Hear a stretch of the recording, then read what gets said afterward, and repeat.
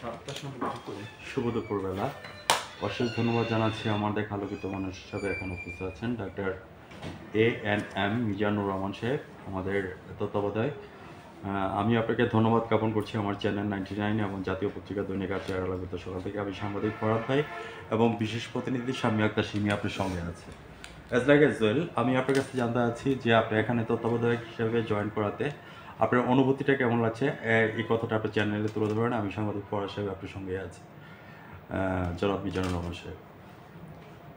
ধন্যবাদ। আমাদের 100 শয্যা বিশিষ্ট জেলা হাসপাতাল নরসিংদীতে আমি তত্ত্বাবধায়ক হিসেবে যোগদান করেছি 2 বছর হলো। এর আগে আমি হাসপাতালে আবাসিক মেডিকেল অফিসার হিসেবে দীর্ঘদিন আমি এখানে কর্মরত ছিলাম। তো আপনাদেরকে 100 শয্যা বিশিষ্ট জেলা হাসপাতাল সম্পর্কে যেটি আমরা জানাতে চাই যে এই হাসপাতালটি প্রতিষ্ঠান লগ্ন থেকে আমাদের এখানে চিকিৎসক এবং অন্যান্য আমাদের যে সিনিয়র স্টাফ নার্স, আমাদের অফিস স্টাফ এবং সিভিল অফিস থেকে শুরু করে আমাদের যারা আমি যদি বলবো সরকারি বেসরকারি সকল পর্যায়ের আমাদের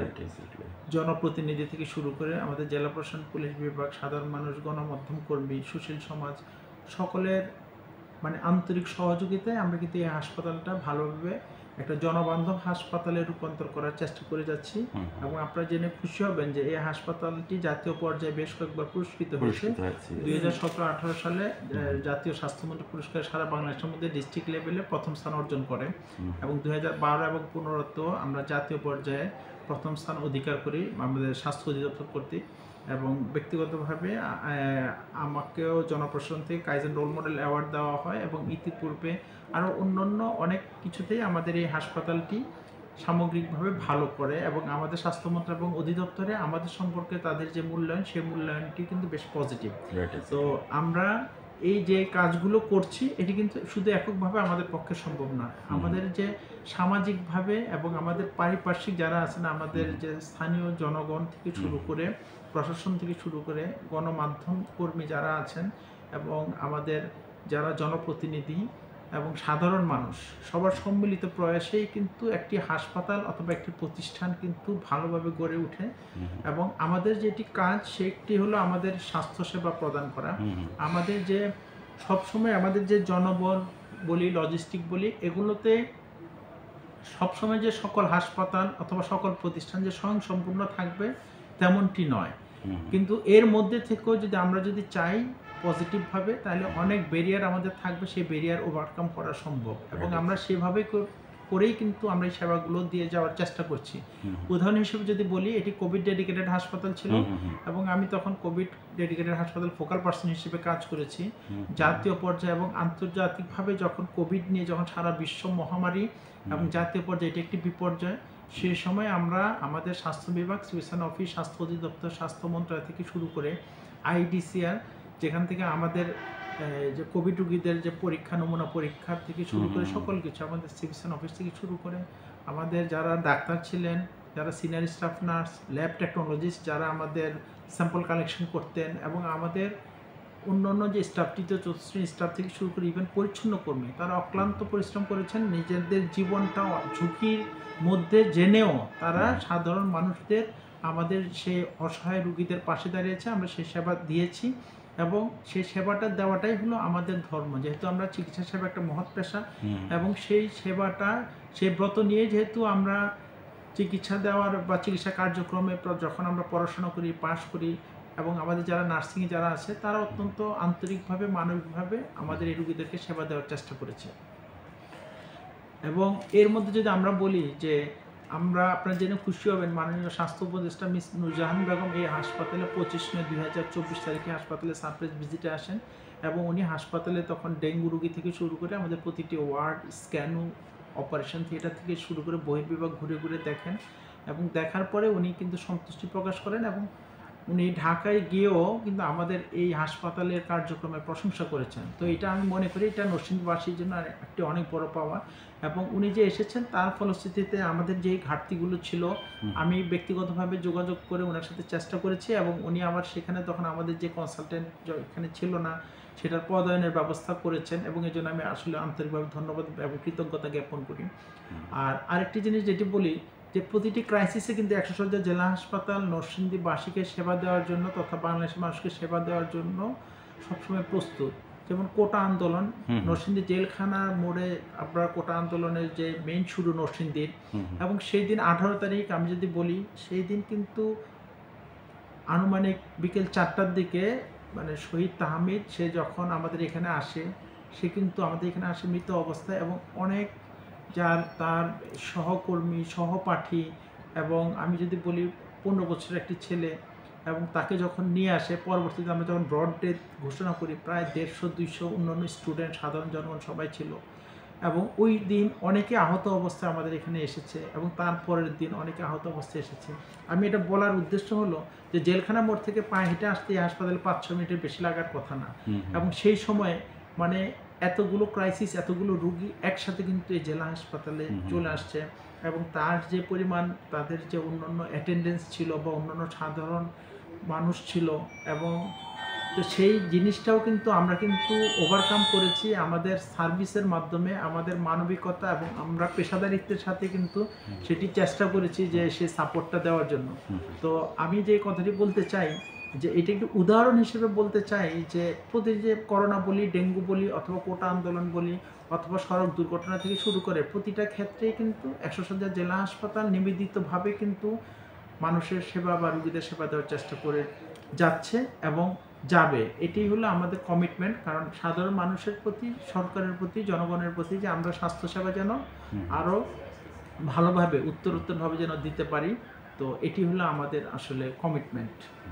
আপনাকে অশেষ ধন্যবাদ জ্ঞাপন করছি তত্ত্বাবধায়ক হিসেবে যে কথাটা তুলে ধরেছেন। আমরা যদি মিজান সাহেব সম্পর্কে কিছু কথা বলি তাহলে বলতে পারি যে ডক্টর মিজান সাহেব was not built in a day. Doctor Mizan সাহেব কিন্তু একদিনে তৈরি হয়নি, হাঁটি পাপা করে কিন্তু আজকে এই প্ল্যাটফর্মে আসছেন। আমরা আরএমই শহরটাকে দেখেছি,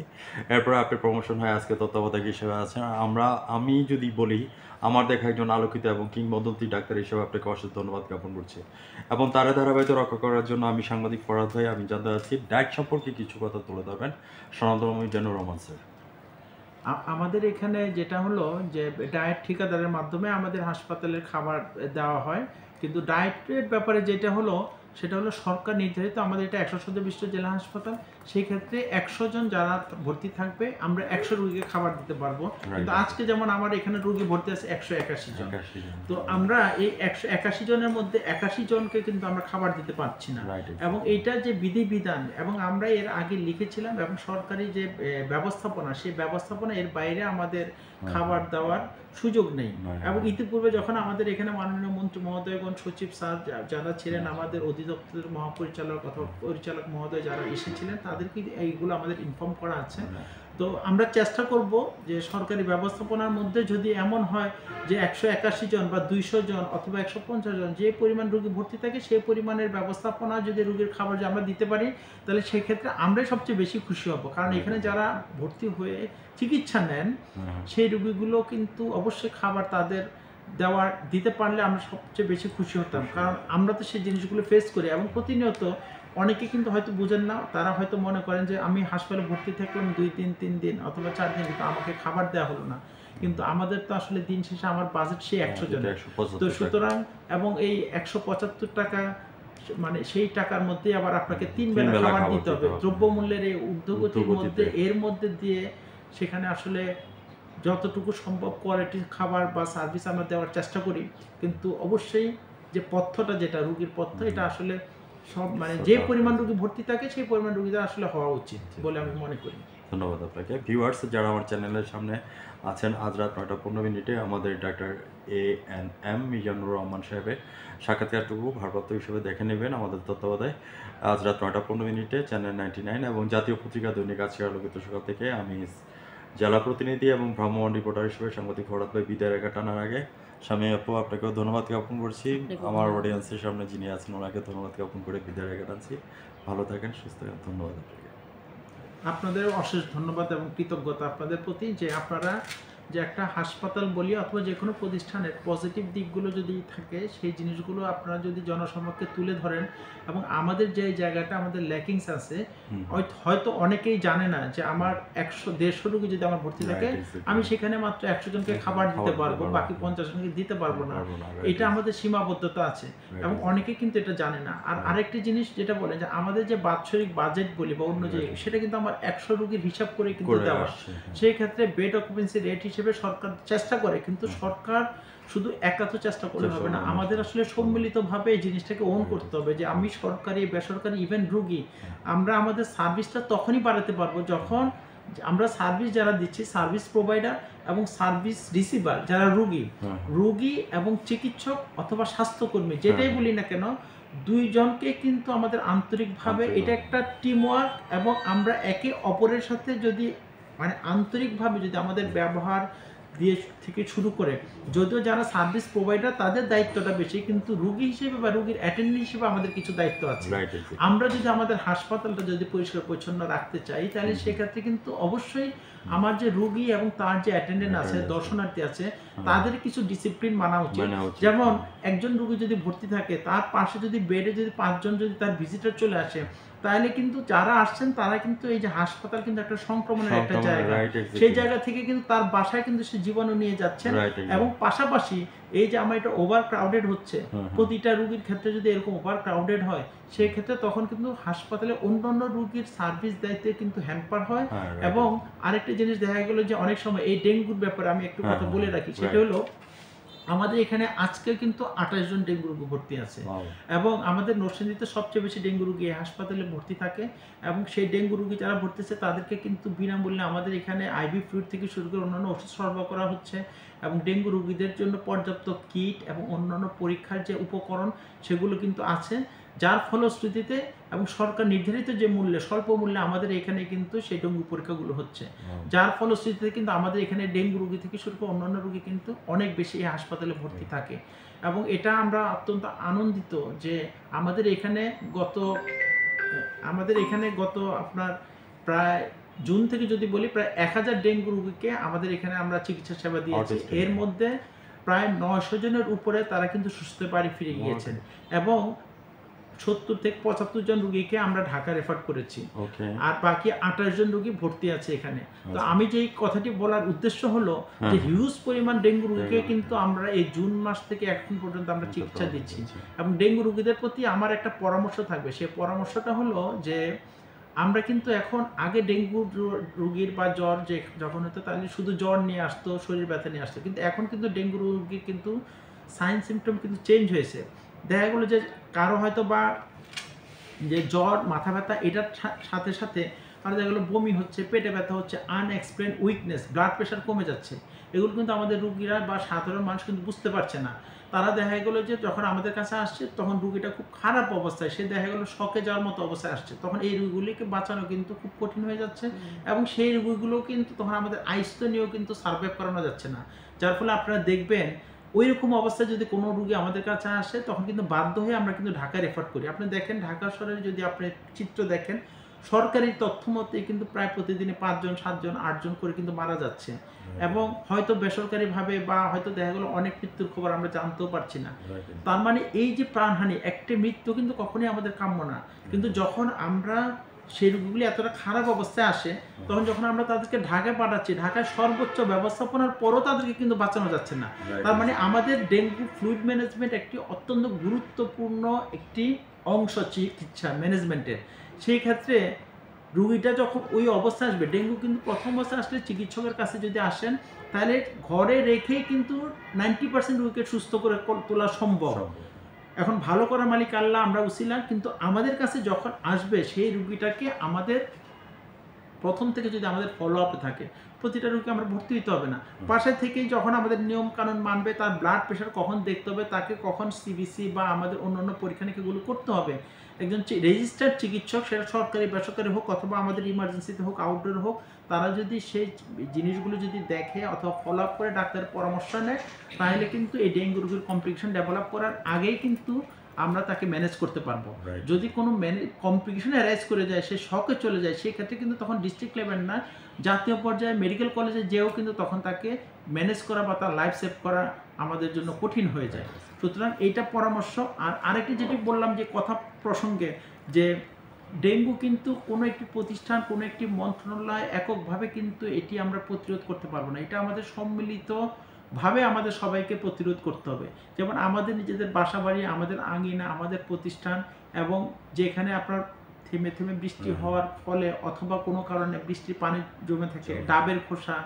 টায়ার, ড্রেন অথবা চিপসের প্যাকেট, নির্মাণাধীন ভবন, পরিত্যক্ত ভবন, আশেপাশের ড্রেন, আমাদের আঙিনা, আমাদের চারপাশ যদি আমরাই করি, সেক্ষেত্রে আমাদের local government, city corporation, mayor, জেলা প্রশাসন, সুশীল সমাজ এবং আমাদের স্বাস্থ্য বিভাগ থেকে শুরু করে সবাই, এবং সেই ক্ষেত্রে আমাদের গণমাধ্যম কর্মী, এবং আমি মনে করি যে আমাদের বিভিন্ন মসজিদ কমিটি, মন্দির কমিটি, বাজার কমিটি, তাদেরকে সবাইকে সম্পৃক্ত করতে হবে। এই জনসম্পৃক্ততা যত বেশি করা যাবে, জনসচেতনতা যত বেশি বাড়ানো যাবে, তত সহজে, তত তাড়াতাড়ি আমরা ডেঙ্গুকে মোকাবেলা করতে পারবো। এবং এটি একটি সামাজিক আন্দোলনের মতো করে গড়ে তুলতে হবে। কারণ এই ডেঙ্গু কিন্তু যে আজকে এই বছর হচ্ছে আগামী বছর হবে না তা না, এটা সারা বছরের জন্য, সারা জীবনের জন্য। এবং আমরা যদি প্রত্যেকে যদি এটা সম্পৃক্ত হয়ে আমরা সচেতন হই, নিজের বাসাবাড়ি থেকে শুরু করে, আমাদের ফুলের টব থেকে শুরু করে, এসির পানি থেকে শুরু করে, আমাদের ওয়াশরুমের কমোড, দেখা গেলো অনেক কমোড আমরা ব্যবহার করি না, 3 দিন 4 দিন 5 দিন হয়তো যায় না, সেখানে কিন্তু আপনার ডেঙ্গু মশা কিন্তু সেখানে লার্ভা থাকতে পারে, হতে পারে। সুতরাং এই সচেতনতাটুকু আমাদের একেবারে নিজের বাসাবাড়ি থেকে শুরু করে, প্রতিষ্ঠান থেকে শুরু করে, সকল জায়গায় সম্মিলিতভাবে আমাদের সবাইকে উদ্যোগটা নিতে হবে। তাইলে কেবল আমরা সবাই সম্মিলিত হবে, এখানে আমরা কেউ এককভাবে ভালো থাকার কোনো সুযোগ নাই। আমরা যখন সম্মিলিতভাবে আমরা যখন চেষ্টা করব, সম্মিলিতভাবে আমরা এই উদ্যোগটা নিব, তাহলে আমরা পুরো দেশবাসী আমরা একসাথে ডেঙ্গু থেকে মুক্ত থাকতে পারবো। ধন্যবাদ আপনাকে। ভিউয়ার্স, আবারও বলছি, আজ রাত 9:15 আমাদের সুনামধন্য ডাক্তার ANM মিজানুর রহমান সাহেবের সাক্ষাৎকারটুকু আমাদের 9:15 চ্যানেল থেকে দেখে নেবেন, এবং জাতীয় পত্রিকা দৈনিক আজকে আলোকিত সকালের সঙ্গে থাকেন। স্যার ভালো থাকেন, সুস্থ থাকেন, ধন্যবাদ আবারও আপনাকে। Thank you very much. Sir